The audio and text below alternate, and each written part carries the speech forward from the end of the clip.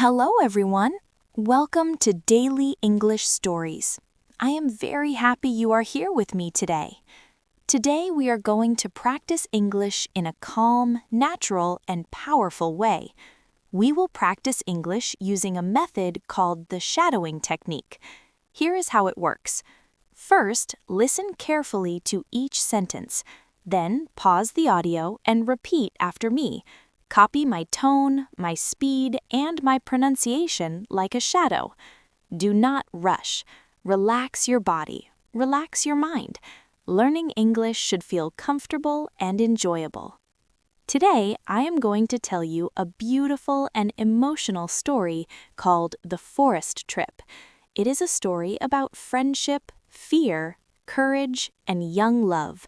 It is about 4 best friends, 2 boys and 2 girls. A simple trip that changes their lives forever. Now, let us begin. My name is Nilu. I am 17 years old. I live in a small town surrounded by hills and trees. I study at a local high school. I have 3 best friends. Their names are Kavi, Thalan, and Rumi. Kavi and Thalan are boys. Rumi is my best girlfriend. We have been friends since childhood. We walk to school together. We eat lunch together. We share secrets and dreams together. We are not just friends, we are like family. I am a quiet girl. I like books, nature, and peaceful places. I love forests. I love mountains. I love the sound of wind in the trees. There is one secret I keep in my heart. I like Kavi. Kavi is calm and thoughtful. He is strong but gentle. He does not talk too much, but when he speaks, people listen.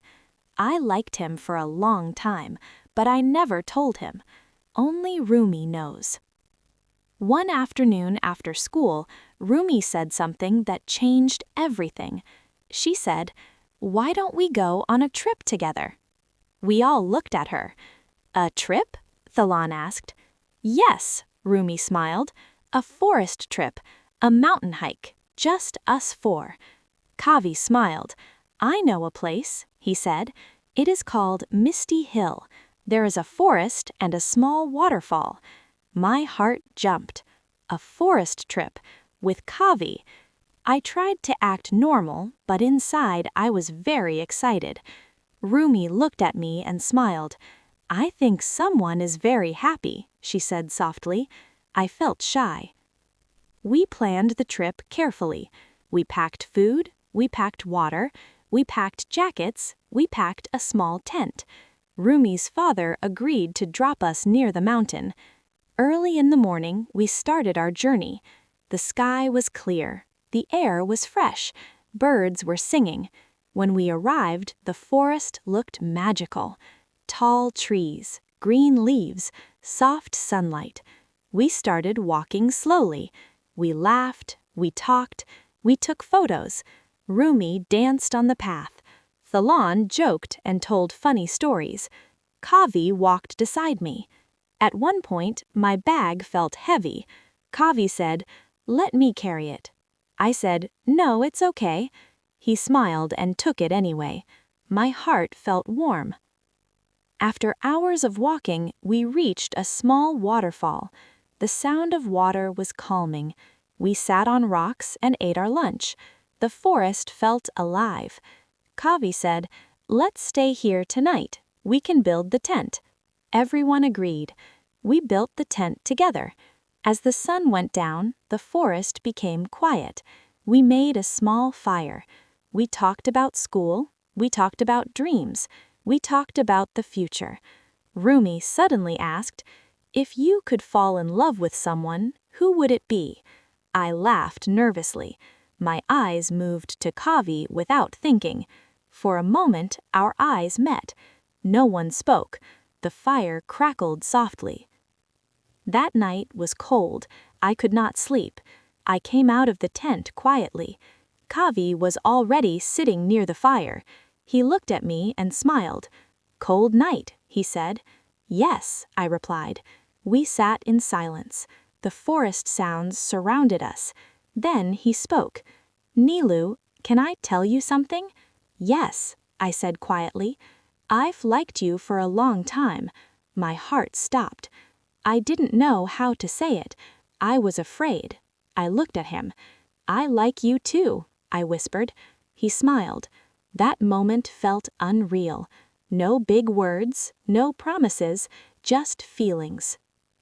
The next morning, the forest looked fresh. Sunlight touched the trees. Rumi noticed my smile. She whispered, "Something happened, didn't it?"